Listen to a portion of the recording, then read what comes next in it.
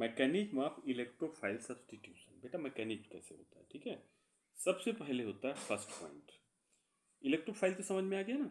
सबसे पहला होता है जनरेशन ऑफ द इलेक्ट्रोफाइल, ठीक है। पहला पॉइंट है, पहले मैकेनिज्म समझने के लिए जनरेशन ऑफ इलेक्ट्रोफाइल करेंगे, ठीक है। सेकेंड पॉइंट है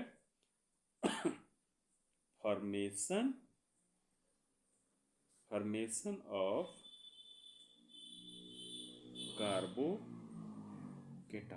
कार्बोकेटाइन का, ठीक है। फिर थर्ड है removal of proton from the carbocation, ठीक है बेटा। तो फर्स्ट पॉइंट देखो, ठीक है। क्या होगा, Cl है, ठीक है। हेलोजन है, कोई सा भी हेलोजन ले सकते हैं, AlCl3।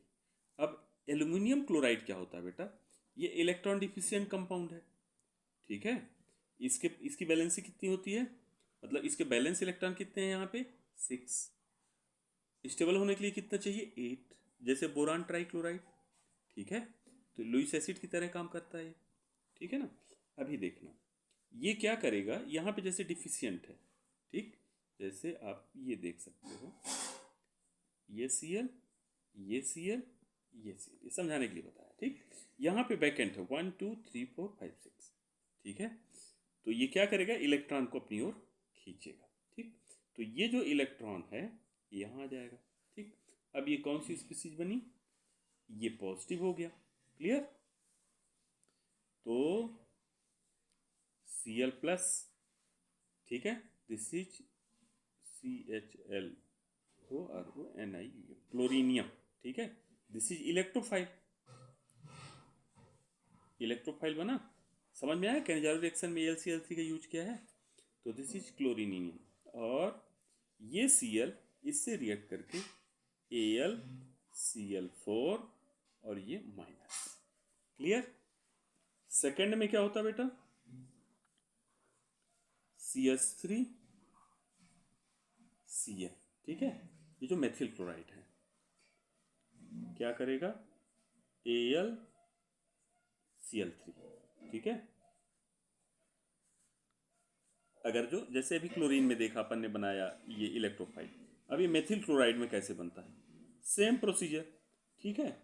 ये बॉन्ड यहाँ आएगा निगेटिव, ठीक है, और ये कहाँ अटैक करेगा, एल्यूमिनियम में, और ये CH3 प्लस मेथिल कार्बोकेटाइन बन गया, तो CH3 प्लस, ठीक है, प्लस AlCl4, तो दिस इज इलेक्ट्रोफाइल ठीक है,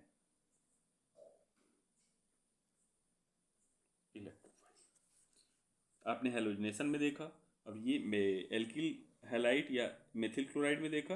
अब सेम प्रोसीजर अगर जो एक मैकेनिज्म समझ जाओगे तो सब समझ में आएगा। दिस इज एसिटिल क्लोराइड या एथेनॉल क्लोराइड, AlCl3 का रोल क्या है, ठीक है। इलेक्ट्रॉन डिफिशियंट है, ये इलेक्ट्रॉन ये ले लेगा, ठीक है। तो ये क्या बना, CH3 C double bond O plus और AlCl4 माइनस, क्लियर। तो ये कार्बोकेटाइन इलेक्ट्रोफाइल बना, इसमें मतलब ये क्या है, दिस इज मेथिल कार्बोकेटाइन, ठीक है, और ये क्लोरीन है, ये तीनों ही क्या है, इलेक्ट्रोफाइल्स हैं, ठीक है।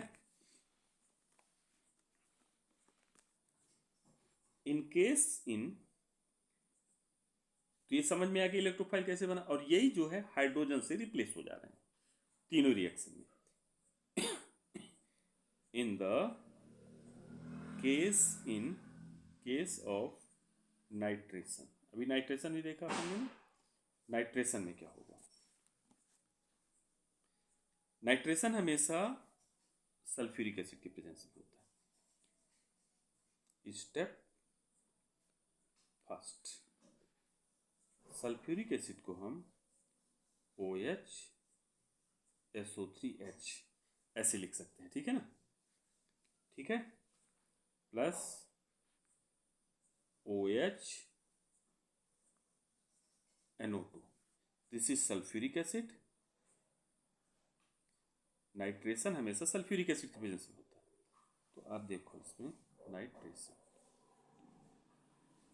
सॉरी नाइट्रिक एसिड है ना, नाइट्रिक एसिड, ठीक है बेटा। देखो इसके पास ये फ्री इलेक्ट्रॉन है, ठीक, ये इलेक्ट्रॉन इसको देता है, ठीक है, और ये जो है ये पॉजिटिव हो गया ना, ये पॉजिटिव इसकी तरफ अट्रैक्ट होगा, तो यहाँ पे HOH NO2, देखो ऑक्सीजन की थ्री बैलेंसी हो गई, और पॉजिटिव हाइड्रोनियम स्पीसीज बन गया, ठीक है, प्लस HSO4 बाइसल्फेट, क्लियर। अब OH NO2, ठीक है, ये पॉजिटिव साइन है। अब ये क्या करेंगे, पॉजिटिव ऑक्सीजन जो है ये इलेक्ट्रॉन, तो ये क्या हो गया प्लस। अब फाइनली क्या बन गया,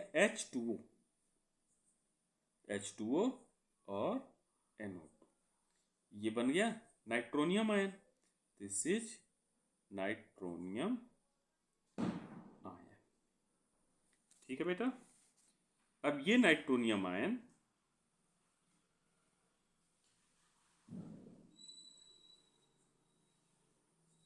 NO2 प्लस, ठीक, इसको रिप्लेस कर देगा,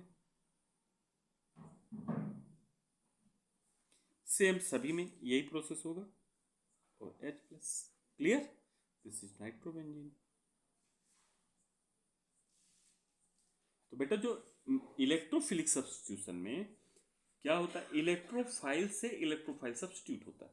जैसे सिंपल हैलोजन में क्लोरीन, ये क्लोरीनियम बन गया, तो बेंजीन रिंग से जो H प्लस को रिप्लेस करेगा।